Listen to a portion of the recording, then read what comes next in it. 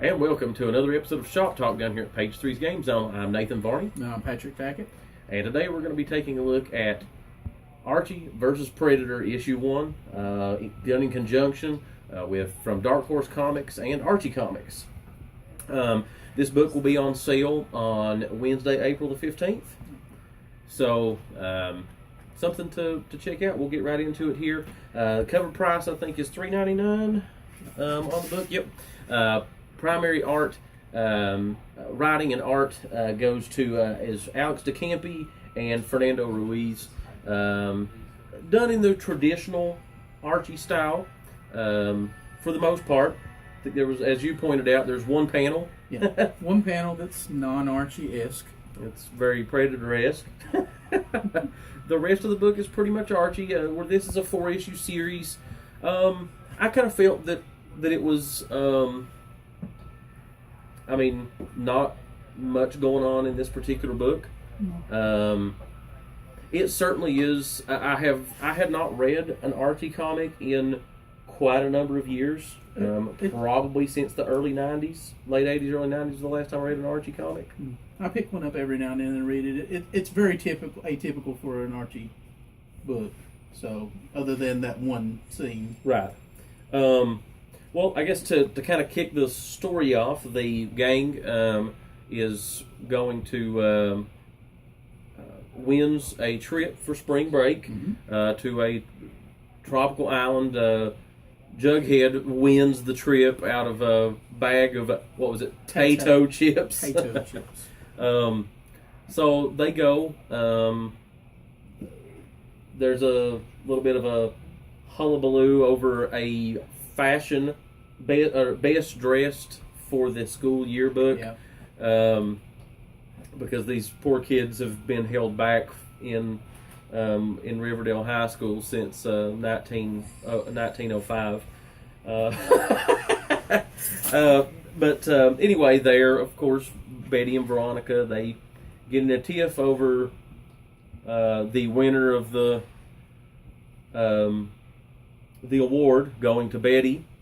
Veronica wigs out. They get in a big fight, which is the most action in the whole book. Yeah. Is when they're nearly tearing each other's clothes off. Purses swinging around like flails. Betty gets upset and runs away into the jungle of a desert on an island that basically just apparently has only one piece of civilization on it, and it's the resort. Yeah. It's a great idea. That has the little Predator plug of what's it? Dutch's. Oh yeah, Beach Bar. They're Dutch's Beach Bar. Yeah. And there's a guy at the bar reading a copy of Sergeant Croc. Yeah. Anyway, a couple of neat little Easter eggs in the book for sure. Yeah. But Betty finds a temple to a jaguar goddess, and of course goes inside and decides to pick up a knife. Swears vengeance on Veronica. The temple, of course, starts to lose its mind because something was disturbed inside of it. She runs out, and as she's running out, the knife gets stuck in what's left of her skirt in the back. She discovers it on the way home, on the flight home. Yeah. I think when they're leaving, one of them makes a comment that their luggage, this gigantic box, is much more heavier than what it was. Yeah. So as they're leaving, that's how the Predator gets back. Yeah. Predator sneaks into the luggage. Yeah. So all you really see of the Predator in the book, though, is just him observing. Yeah. Observing them. Dark silhouettes here and there in the background. Yeah, and through the heat vision, which has got these silly little boxes. Like the very end is like him looking at Veronica when they're in Riverdale, and like you see like Veronica's head and then a gun pointed at it. So, it is certainly is a very typical, the humor and the writing style, and of course the art is very typical of Archie. Yeah. Like I said, Predator really, there is no versus Predator just yet, so I guess hopefully we'll see some more Predator in issue 2. The one panel we talked about, it's like they're wandering around in the jungle, and it's raining blood. None of them bother to look up. No, it's gooping all over them. They don't seem to notice. It's even coming out of the panels. Yeah. And then you see a pan view, and there's Predator in a tree with like decapitated bodies and all this other stuff, and just blood coming out everywhere. And that's the dark Predator panel for the entire book. And then they just like, well, let's just go back to camp. And it's like, okay, I guess nobody's going to look up while there's blood raining on them, but okay. So, anyway, it was... I had fun with it. It was a fun book. It certainly was. What it's intended to be, I guess, is just a silly story that should not happen, but is happening. Yeah.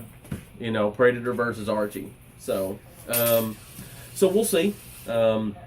Reserve final judgment on this, certainly until the series is complete. Yeah. I normally do not read miniseries before their conclusion, but yeah, this was the oddball one. You just had to read it though. Yeah, I mean, because of course it's like really, because the Archie versus Punisher which is kind of where this I guess is coming from all those years ago in the 90s, should not have been but was, and you know what, why not? So here we are with Archie and one of the ultimate hunters of all time in comics and movies anyway, in the Predator. So yeah, so we'll see. Nothing. I really don't have anything bad to say. I don't have any pluses or minuses for the art, because it's classic Archie art. It probably should not be anything else. I mean, I did really like the more realistic art that Archie went to for a short time. I guess just maybe a few years ago. Yeah. But I'm perfectly fine with it being classic Archie art. In this, the variant cover, one of the alternate covers, and you can't really see it too well here, I'm sure, but is actually Predator holding Jughead's head, and that's really solid Predator art. A depiction of the Predator there. So we'll see. It's the story. Like I said, really nothing happened in this issue. So I still like, if you're a fan of Archie or have any interest in Predator or just a fun offbeat story, I think this could very well pan out to be something that turns out to be a lot of fun. Yeah. So Pat and I both were literally laughing out loud at several different parts of the book while we read. So there's certainly something to be said for that. Yeah. When a book actually can evoke like you laughing just out loud while you're just reading to yourself. So certainly props for that.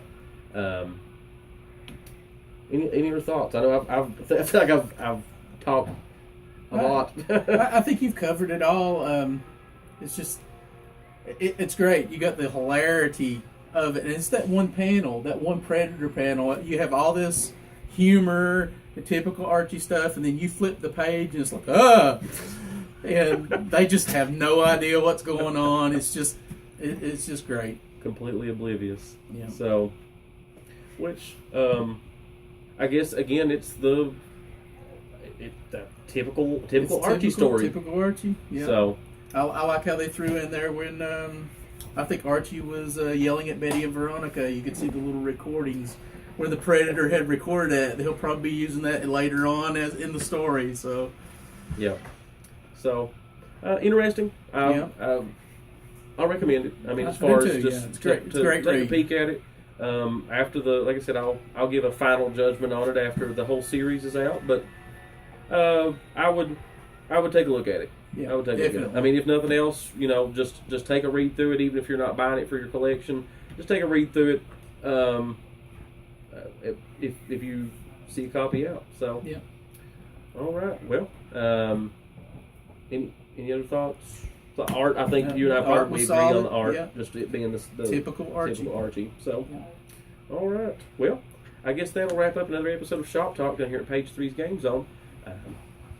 So, if you are in or near the Pikeville, Kentucky area, just know that we're the comic shop of the region, and have been since 1992. So, stop in and check it out. We've got copies of Archie versus Predator on sale, and again, that'll be on sale on Wednesday, April the 15th, 2015. And we'll see you next time. So yeah.